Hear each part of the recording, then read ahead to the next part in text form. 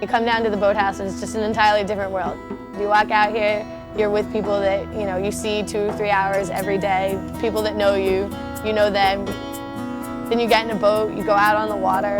It's peaceful, it gets you away from the rest of your life. Allison Kessler spends much of her life on the water, her athletic career coming to a head on the Charles River.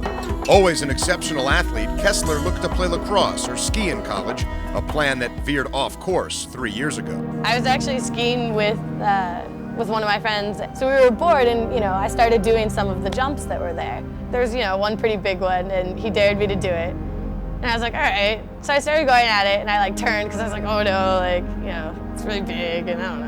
And so I chickened out basically. So of course I had to go back and do it again.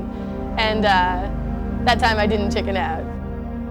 I was lying on the ground and my legs were crossed and obviously in a lot of pain. And I looked down to try and uncross my legs to try and move and they wouldn't really respond.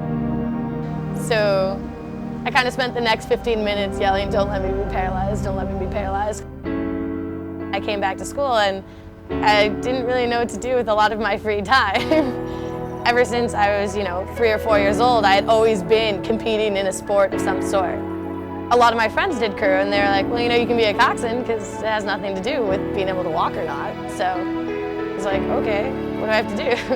And they're like, you have to yell at us and steer a boat. I was like, I can do that.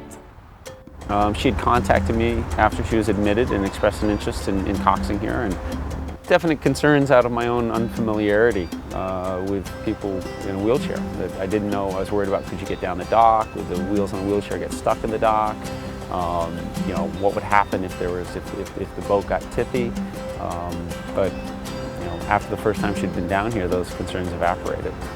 So the first day, I was like, all right, these people, they don't know me. They don't know anything about me.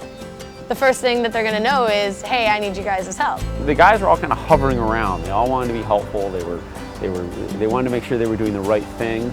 And they found out that she would tell them if she needed any help, and she rarely did. But she made it very clear, okay, this is what you do, this is how you do it, and that's all you need to do, and I've got the rest of it covered. I remember the first day we rode all eights here. As soon as they finished the piece, I was all really giddy, and I was like, wow, that was so cool. Just flying and the oars all hitting the water at the same time. I don't know, to me it's beautiful. Kessler gets in position to assume the reins to the fastest boat in college racing, the Harvard Heavyweight Men's 8, a crowning achievement to a career born of tragic circumstances. I think that's the weirdest thing that people ever say to me. I admire your strength because if I were you, I wouldn't be able to do it. And I look at them and I say, but you would if you had to.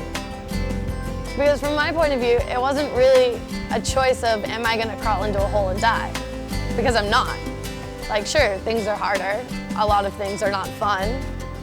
But a lot of things are. I would have never joined the crew team. I would have never met all the guys here.